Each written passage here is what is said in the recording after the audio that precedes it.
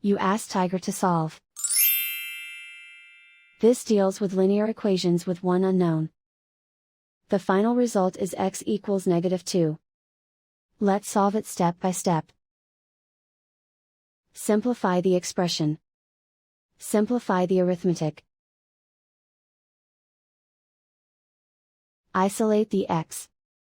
Divide both sides by -6. Cancel out the negatives. Simplify the arithmetic.